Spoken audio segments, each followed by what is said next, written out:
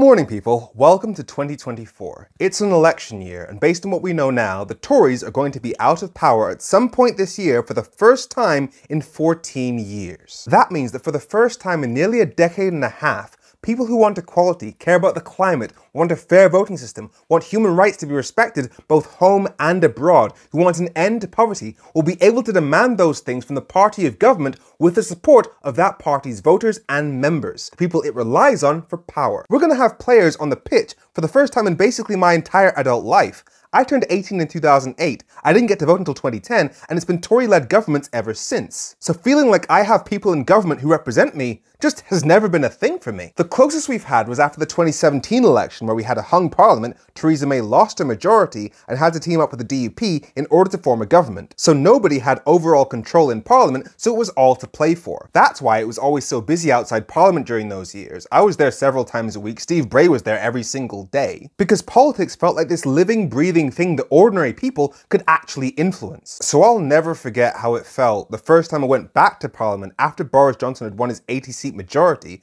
and had total control over the UK parliament, could do anything he wanted. It honestly felt like we'd been conquered. Because a clear majority of British voters had voted for Labour, the Lib Dems, the SNP, the Greens, parties that were offering a second referendum to stop Brexit, and yet Boris Johnson had total control over everything. I looked up at that parliament building in January 2020 knowing that every decision it would make over the next few years would be against the values of most people in this country. But that ends this year. Now, of course, anything can happen between now and the next election. Keir Starmer seems dead set on appearing as Tory as possible because he thinks that progressive votes are already in the bag. Because under this system, who else are we going to vote for? So he's taking a gamble by trying to win over traditional conservative voters in the hopes of winning a massive majority like Boris Johnson had. Which is why he's been so shit on Brexit, on electoral reform, and even on the genocide in Gaza. Which is pissing off some of Labour's traditional voters, which is why we all need to vote to make sure we get the Tories out. And I'm not even necessarily saying vote Labour. Ideally, look at tactical voting sites like stopthetories.vote to see which party has the best chance of beating the Tories in your town. But even if you can't bring yourself to vote for the party that's best placed to beat the Tories, please, for the love of God, vote for somebody, especially if you're Gen Z and millennial. If you don't like Labour, vote Green, vote SNP, vote Lib Dem, vote Plaid, vote Alliance, but vote for somebody. Two reasons why.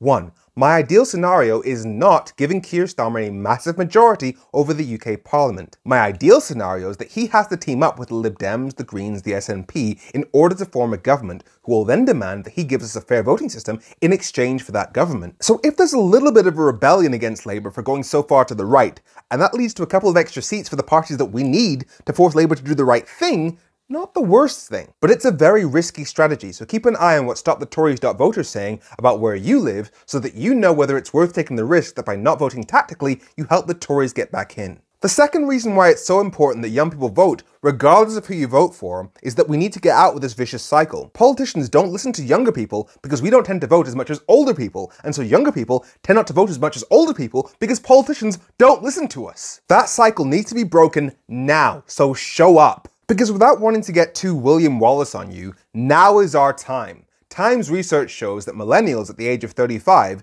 are much more progressive compared to the national average than the silent generation was, than Gen X was, and of course boomers. Politics has made a generational shift. That's because questions like, should we have equality, are no longer up for debate. And social media has made us much more connected to people from different backgrounds to us. For example, it's a lot harder to support bombing or invading a country if a couple of weeks ago you saw somebody from that country doing a makeup tutorial. That's why this is my favorite TikTok of all time. A newer coworker of mine asked me if I was Muslim because she wanted to confirm rather than assume. And I was like, yeah, I'm Muslim. And she responded with, oh my gosh, that's so crazy. You're like the first Muslim person I've met in person. The rest of the Muslims that I've ever come across have been on TikTok. Let me repeat that for the people in the back. Her perception of who Muslims are came directly from Muslims existing on TikTok. It didn't come from Fox News. It didn't come from Hollywood demonizing Muslims. It did not come from military propaganda or government actions being taken against Muslim majority country. It did not come from American ignorance and the prejudices that they project onto the Muslim community. Her perception of who Muslims are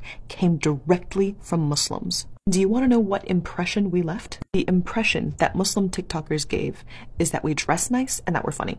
I had a follower once comment that she watches my TikToks along with her child, which means that she's not just changing her perception of who Muslims are, she's also allowing me to shape her child's perception of who Muslims are. All her child and her are seeing is me doing fun makeup looks and telling fun stories. It's no longer outsiders defining us through their assumptions and prejudices. It's us defining who we are as we so choose. Now, of course, we've got obstacles ahead of us. Your Elon Musks, your Andrew Tates, your government censorship, all pushing back against the tide of progress that they can see coming. But once we finally get players on the pitch, we can change the game. Because Labour members overwhelmingly support changing the voting system so that everybody's vote counts equally. So once Keir Starmer is in power, all the people you've heard saying things like, oh, but Keir Starmer can't support changing the voting system. Oh, but he can't oppose Brexit because otherwise the Daily Mail will crucify him. We have to get the Tories out. That's the priority. All that disappears. There will be no more excuses. We will have the full support of everybody who wants a better UK, both outside in the UK and within Keir Starmer's own party, making one very simple argument. In pretty much every election in the UK, a party that only a minority of the people actually voted for gets a majority of seats in Parliament, so they can do whatever they want without having to even consult the other parties that the majority of people actually voted for. So the majority of votes in the UK don't affect UK policy. We cannot be a democracy under those circumstances. That's why the majority of Labour members want to change the voting system. That's why the majority of the country wants to change the voting system. The only person standing in the way of the UK having a real democracy is Keir Starmer. We need to make sure he's hearing that message on the TV, in Parliament, and from his own party members. When he becomes Prime Minister, that man should not be able to get through a single interview without somebody asking him why he thinks the majority of votes in the UK shouldn't count. And once he finally caves on voting reform, we won't just have players on the pitch, we'll have more players on the pitch and better players on the pitch. Because the majority of people in the UK pretty much always vote for parties that are more left-leaning than the Tories. And yet the Tories have been in power for most of the last 80 years, which means the UK, more often than not, gets governments that are more right-wing than its actual people. But once everybody's vote counts equally, the progressive majority in the UK will be reflected in government. People will be able to vote for the parties that best represent their views,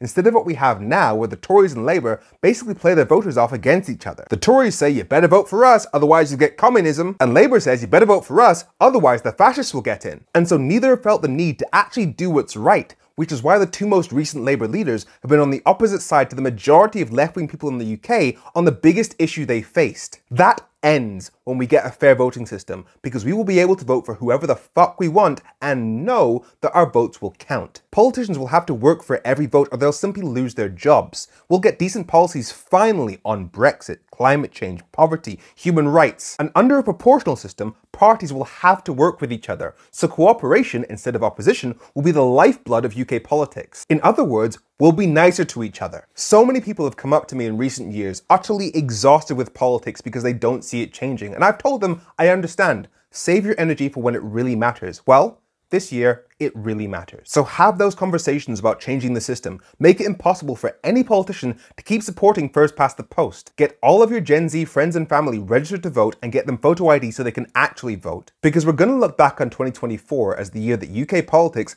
finally started to move in the right direction. But we're all going to have to get out and push. I'm Femi. This has been F Politics, so politics doesn't F you. Have a happy new year.